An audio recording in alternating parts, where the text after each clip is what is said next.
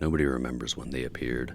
Some think they've been around here since the beginning of time and space, or at least since the first human existed. Others think they came into existence more recently. I personally don't care where they came from or how they got here. I only really care about keeping myself alive. The copycats, that's what we'll call them.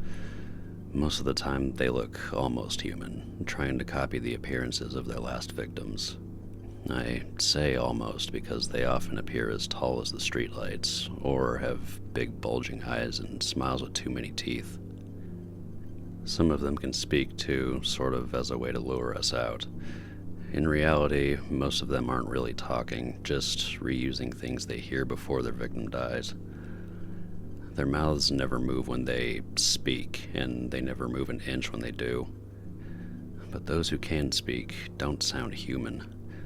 They speak in tongues with deep voices that sound gentle, masking their violent natures, calling out for their victims, asking them to accept their fates, to finally accept death and come to them, the Reapers. They like to live in dark spaces, areas where you can't tell if they're human or not. Basements, alleyways, anywhere with a shadow to conceal them. The feds say to keep every corner in the house, or in my case, an apartment, bright and to make sure all doors and windows are locked. Because once they get in, anyone inside will never come back out. I was sure that my apartment was safe, that I could live there forever. But recently, people have been running low on food. They have to risk going outside, opening the doors and letting the monsters in, forced to run through the masses of inhuman faces that flood the streets, growing as restless as we are. I see some of the braver people sometimes out my window. I see them running through the streets, only to be devoured by the copycats who fight over the scraps of the bodies. It's been weeks now. I'm almost out of food. I'm pretty sure the other people in my apartment building have died, either of starvation or by running into the copycats. I've noticed that the lights have been flickering in the apartments and that the rent forms have stopped coming in. I don't know if anyone else is alive. I don't know how long I'm going to last in this hell. Some people might say I'm the lucky one, surviving this long. Personally, I think it's hell, watching as people I love die, as the world around me dies, as this new race of monsters climbs its way to the top of the food chain, wiping us out in the process. I'm keeping this journal in case I'm not the only one, in case there are others out there who somehow manage to survive against these monsters, in case someone finds me, dead or alive. Day 1. I can't do anything but keep the doors locked and keep my neighbor's shotgun at my side, though I doubt the gun will do anything against them.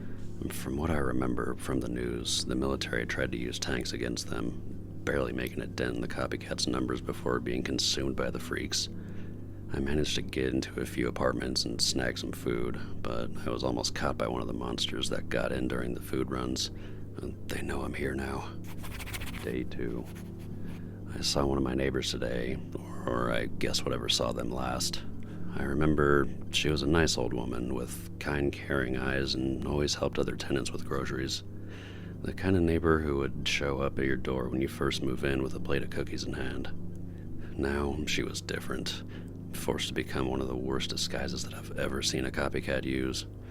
She stood around 7 to 8 feet tall, forced to crouch down to not touch the ceiling, and her face was rounded, wider than it should have been. Her smiling mouth was filled with around 20 large teeth, stretching ear to ear, and one of her eyes was impossibly big compared to the other. I ran the other way when I saw her, or I guess it, and quickly closed the door of some random apartment behind me. I didn't have time to lock the door. I could only hold it shut and pray I was strong enough to survive when the thing kept ramming into the door. Day 3. I think it's given up now, but I can still hear it shuffling around outside. I'm gonna wait another day before I go back out. Day 4. It was waiting. It wasn't moving. It wasn't breathing. It was just standing there, waiting for the door to open. How the hell does something stay alive that long? Over 24 hours without a single breath of air?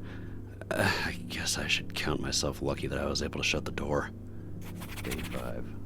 It's angry now. I can hear it screaming. It sounds like a human voice mixed with the sound of a guitar getting kicked down the stairs, a loud wail with pauses every 1 or 2 seconds. I managed to hide in the bathroom before I heard the sound of shattering wood. It's in the apartment now. Day 6. I managed to sneak through the window. Luckily, I was high enough to be out of reach from the flood of copycats on the street. I almost fell several times, but I made it back to my apartment without dying. Day 7. The food started to rot. I was trying to scavenge, sneaking around the hidden in the hallway, and found a couple cans of food. Nothing special, just some loosely screwed shut jars of beans, tomatoes, and peaches. Fueled by hunger, I opened one and was immediately hit by the smell. It was horrible, like the smell of an egg after being microwaved until it was burnt. I don't know how long I can keep this up. Day 8. I'm all out of food. The hallways aren't safe, and it's not like I'd risk going through the window again. All I can do now is wait to die either from the copycats or starvation. Day 9. Since I'm probably going to die here, I think it might be helpful to make a list of as many of the copycats as I can. How they look, how they act, things like that. First off are the hidden. If you remember the neighbor I ran into earlier, they're like that. Barely humanoid figures that hide in the shadows to distract from their appearance, imitating loud noises drag out those who it's hunting. They're usually extremely disfigured, most of them having a permanent smile on their face, and stand at heights from 6 feet all the way up to 10 feet tall. They can put themselves in some sort of self-induced hibernation of sorts where their bodies cease any and all activity.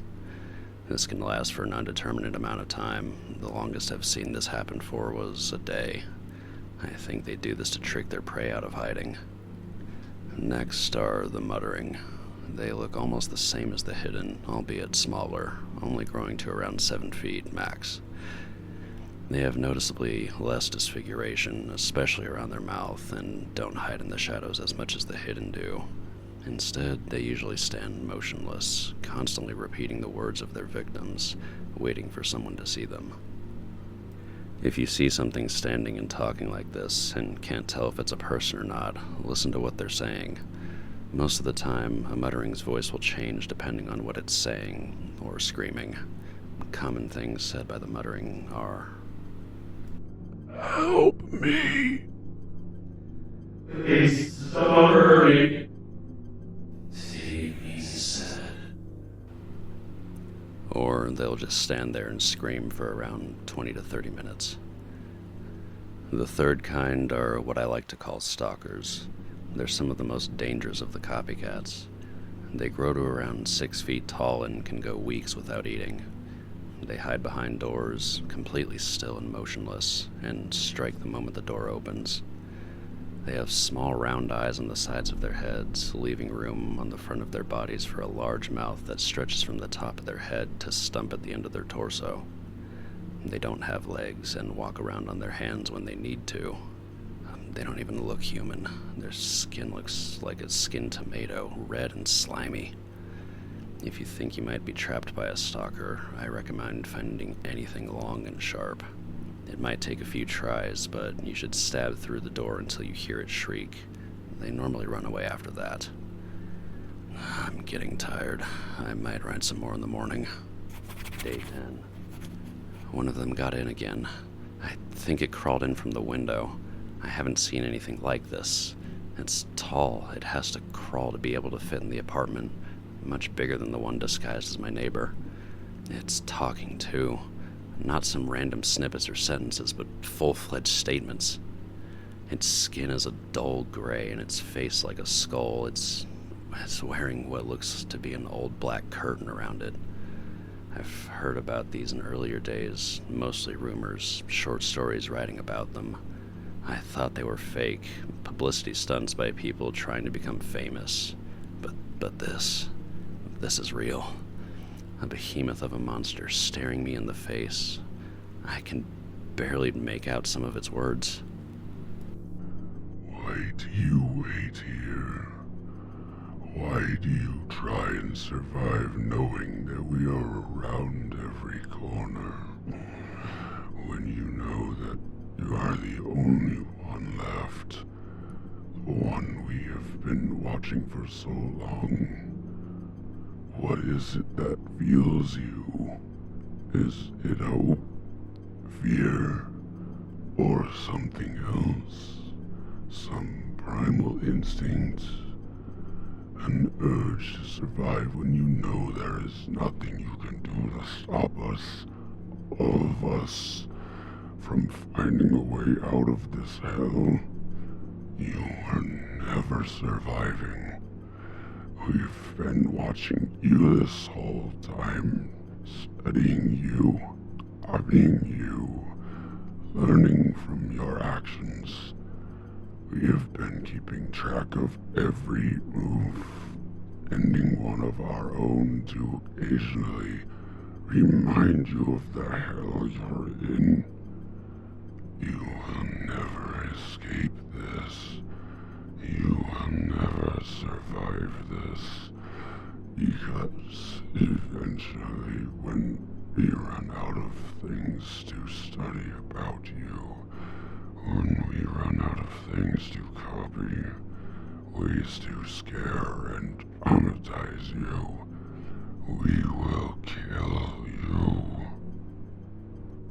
There is nothing stopping us from tearing this apartment to the ground. Nothing stopping us from ripping through every hallway and room before finally finding and devouring you, body, mind, and soul.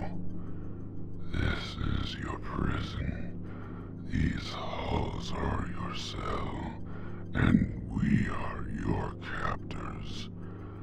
Never forget that at any moment, any split second, we could destroy you the instant you stop being of interest to us. So every second you better be moving, because the second you stop is the second that the thoughts you engrave in that little book you so desperately scribble in stop. And with those words, it left. It didn't attack, it didn't kill me. It crawled right back out of the window. I don't know how much time I have left, but I think I should focus less on writing all of this down and more on finding out how to get out of here.